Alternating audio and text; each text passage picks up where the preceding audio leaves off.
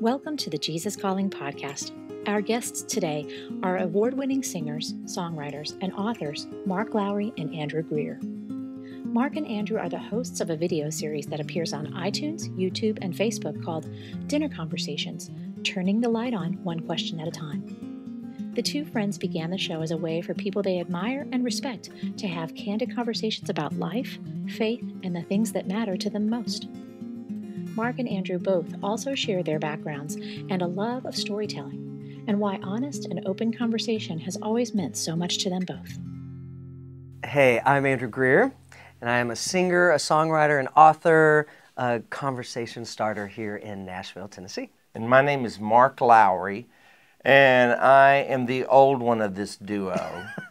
I've been around and doing a lot of stuff for a long time. I write songs, I've written books, I've written children's books, I've sung in a quartet, I've sung solo, I've been accused of being a comedian.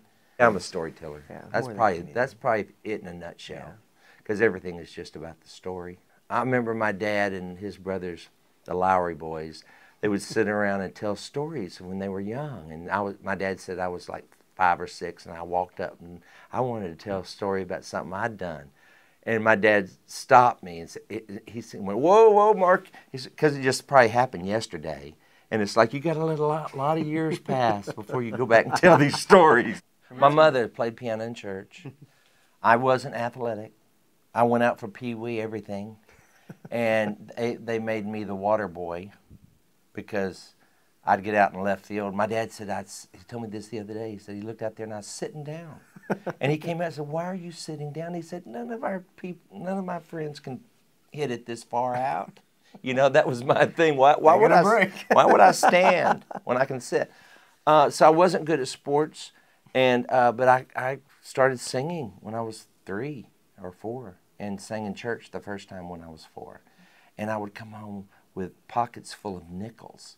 Because the little old ladies in the church, I'd go around and collect my offering, and they'd fill my pockets with nickels. And Mama says she would just shake the nickels out of my pants. And so singing came, and then I heard the singing Rambos, which changed my life. I mean, all I knew was our independent Baptist church, John W. Peterson, beautiful but slightly predictable music. Right. And then I go to the Jones Hall, Houston, Texas, front row. I'm 11 years old. And Buck, Dottie, and Reba walk out on that stage. And my life was changed forever. Because the harmonies, and they would pull against the rhythm. The music stayed, it never wavered, but they would pull together with it. It was like they were riding a musical bronco. And they were I get chills thinking about it now. My life was changed. Grew up in Texas as well. I consider it kind of the threshold of the western part of Texas, west of Fort Worth, going towards Abilene. Loved it, very rural experience. Lots of what I call real people, close community. My parents had both grown up in more metropolitan areas, my mom in New Orleans, and so had huge influences of music and culture and art, and there was a lot of music in my household growing up, a ton. My mother's a professional organist, and also has been involved with the music of the church and in school systems for years. So that was a big part of, I remember music being, the facilitative environment of our home growing up was music. And even from a spiritual experience, music was the beginning of my conversations with God. I always tell my mom and dad, if you hadn't introduced me to music, I don't know that I would have I'm sure I would have been introduced to God in some way, but I don't know if the conversation, the dialogue would have been as gracious and generous if I would have understood God to be who I believe He is to be, which is unconditionally loving. Music has had a way of softening my heart and my life in ways when I think it was threatening to get harder. When I was 14, I put my stake in the ground and said, I'm going to believe this. I really think I've known God since the day I heard His name. Well, I've loved Jesus since the day I heard about Him. But June 5th, 1973, at a church camp in Nacogdoches, Texas, called Beulah Land, is when I knelt down and said, this is going to be what I believe, and I trust Jesus as my Savior, and started believing what I was singing. And that makes a difference.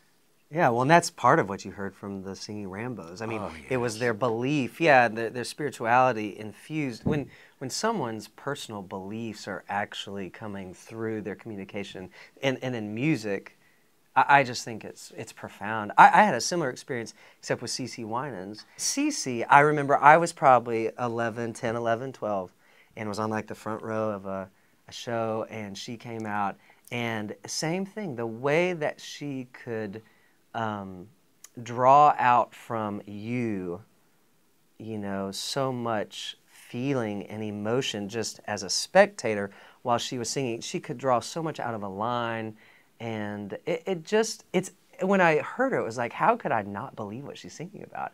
Because it is so authentic. In her experience right then, it's so authentic, and it's making this whole experience, you know, so real. It kind of made God tangible, you know, the way that she sang it, and so much passion. And weren't afraid of performing, right?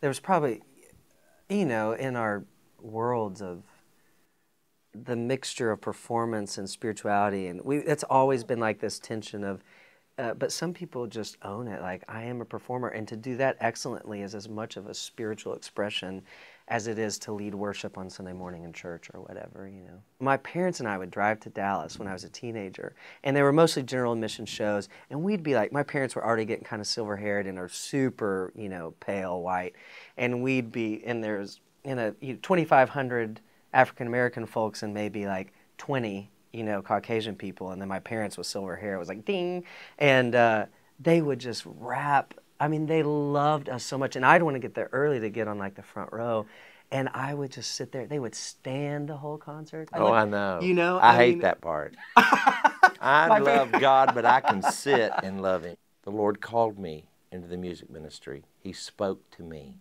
and for a Baptist to say that, I'm telling you, I mean it. And it wasn't audible, it was much louder than that. It was in my spirit, and He called me. And so I surrendered, said I would. He got the word out because I told him this was his idea. And I've been booked ever since.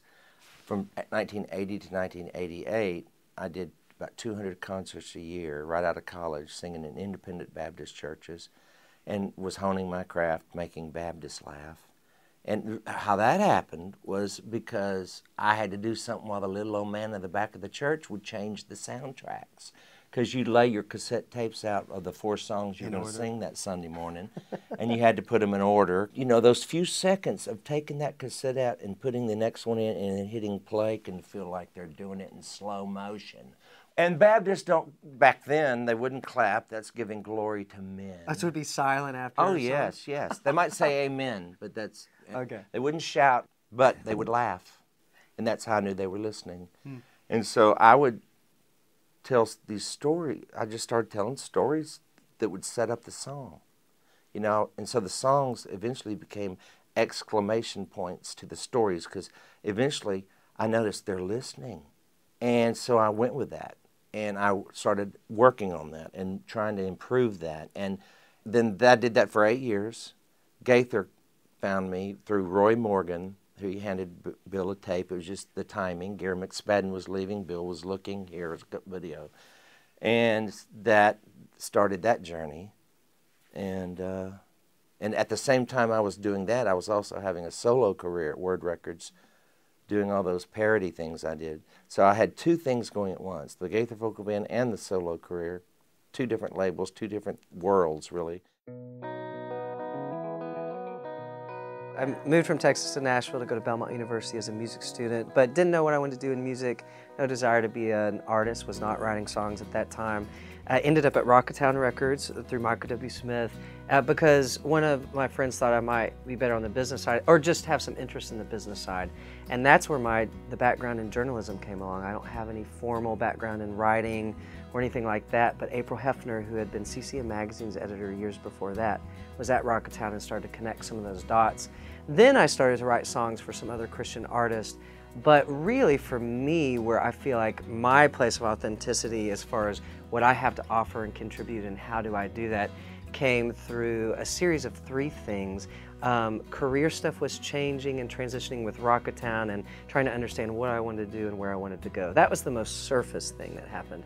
End of a long relationship that was very painful, and there was some betrayal in that and deception that just hit me in a place that I didn't anticipate, and a lot deeper than I anticipated. That was a beginning of me, of realizing that I had feelings. I think I was kind of coasting on the surface until I was 22 or 23. So that plunged me under a little bit, so that when I resurrected, I had new things, new ideas, new feelings, especially about God. But then the third thing is I was starting to deal in my own personal counseling with some addictions I had dealt with since I was really just out, since I was an adolescent. And beginning of adolescence. So I started hitting those head on, which at first is really great. You know, it's exhilarating when you start talking about things you've never talked about before, and you bring them into the light, right? Which is a spiritual thing, and you allow God to begin the healing process through you. But at the same time, there's kind of, my counselor would always say, you kind of have this arc up because it's exciting, it's new, it's adventuresome to begin to allow healing to take place. But in addictive cycles, you immediately, you will crash and go even deeper than before. And so I think I was experiencing some of that. One thing I've learned is when the plane is out of gas, the plane is coming down. You can crash it or you can land it, but it's coming down. And my plane was out of gas. I couldn't hear the songs anymore, and I love those songs. I didn't feel the presence of the Lord. I was smiling on stage, and yet I wasn't really feeling it. But I knew if I didn't smile, people would write letters. And so I went away for 2 years and lived on a houseboat. I went away and I refreshed my spirit, and I rested, and I read, and I prayed, and I just lived a life. And I read The Life of the Beloved by Henry Nouwen. And I read The Grace Awakening by Chuck Swindoll, and other books Gloria Gaither would give me. I felt like spiritually my back was up against the wall, and I needed reprieve. Maybe similar, different reasons, but the feeling of what you were feeling when you needed to go take rest. My plane was going down. It was going down really early in my life, and that was a bit shocking to me. Real stable growing up experience, real sweet relationship with God, and fairly mature, I thought, at the time. So I love nature. I love backpacking, hiking. I feel like I have the space. My head is my brain's on fire a lot.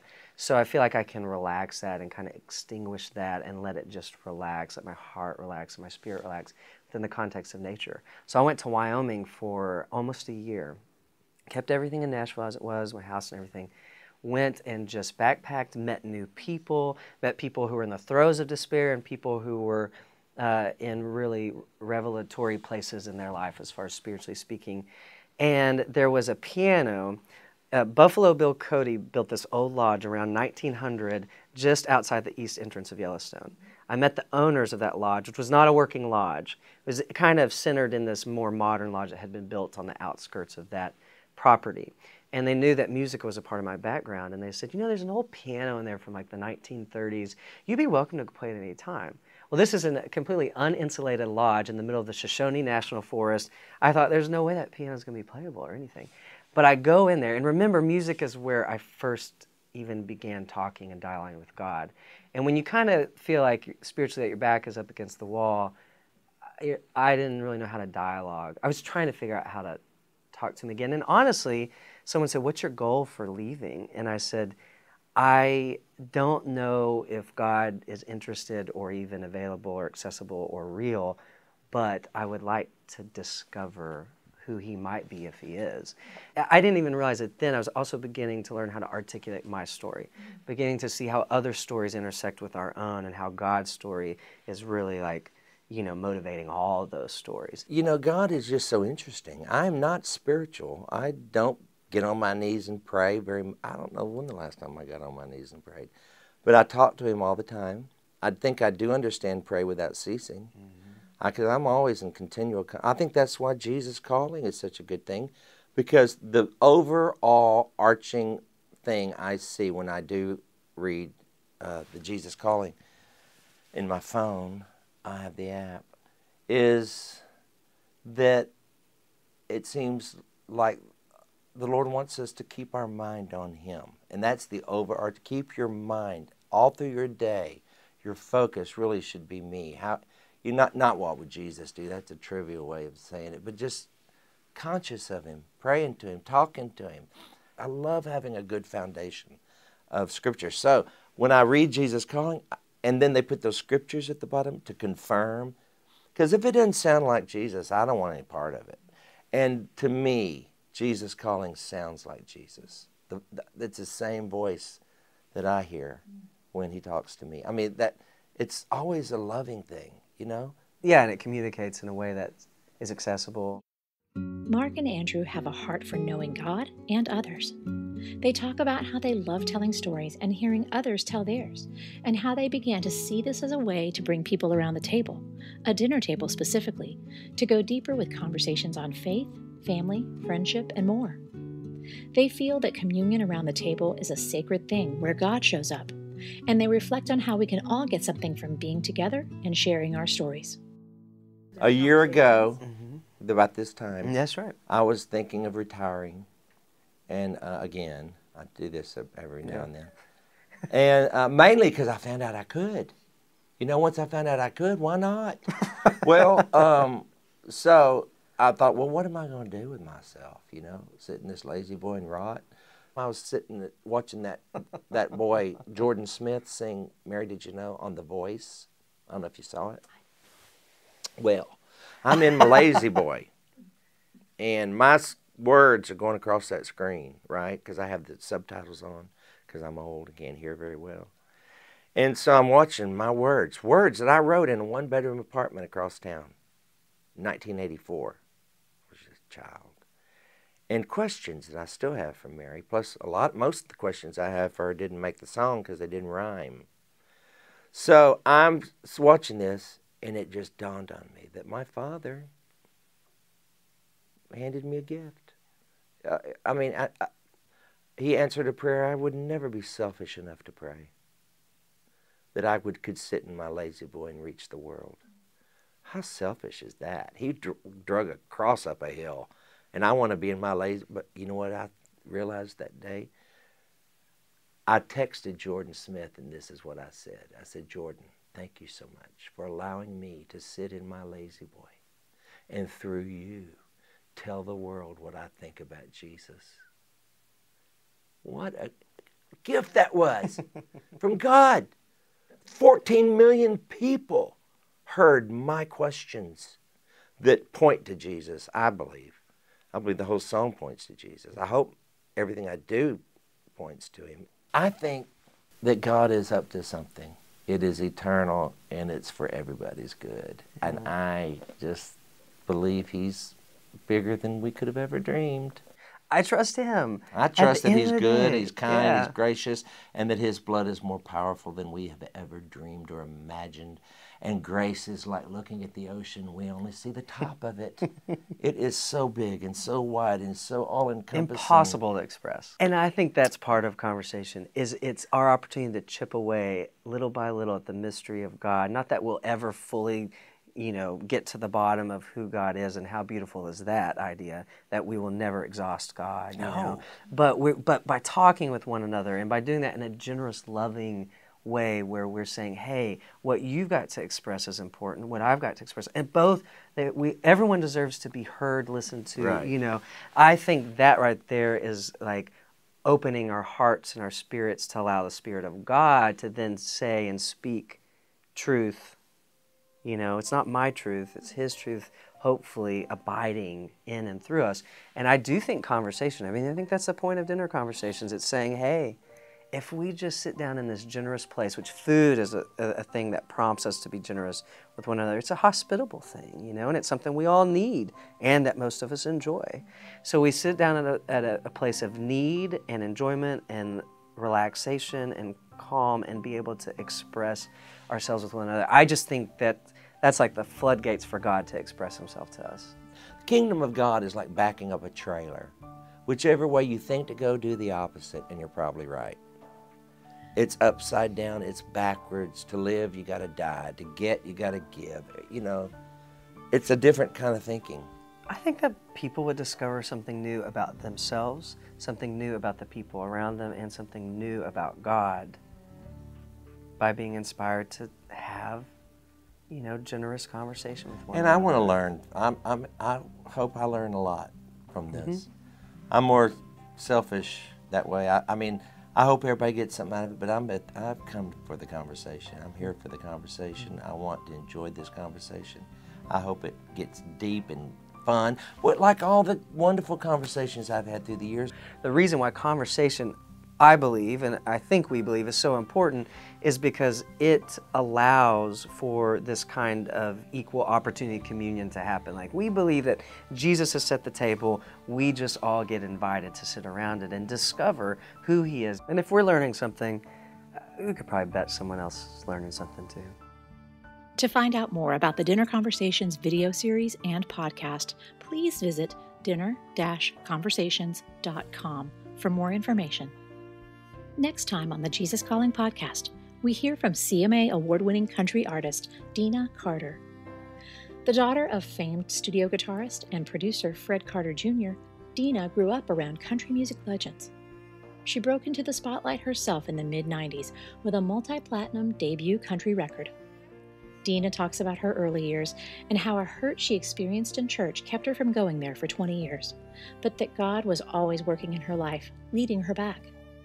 I think the biggest change has been humility in confessing my faults, seeing where I need to improve, not pointing the finger at everybody else, a little more empathy, those kinds of things. When God works on your spirit, the change starts happening with you. Today's featured passage comes from the May 12th entry of the Jesus Calling audiobook. Learn to relate to others through my love rather than yours. Your human love is ever so limited, full of flaws and manipulation. My loving presence, which always enfolds you, is available to bless others as well as you. Instead of trying harder to help people through your own paltry supplies, become aware of my unlimited supply, which is accessible to you continually. Let my love envelop your outreach to other people. Many of my precious children have fallen prey to burnout. A better description of their condition might be drain out. Countless interactions with needy people have drained them without their conscious awareness. You are among those weary ones who are like wounded soldiers needing R&R. Take time to rest in the love light of my presence. I will gradually restore to you the energy that you have lost over the years. Come to me, all you who are weary and burdened, and you will find rest for your souls.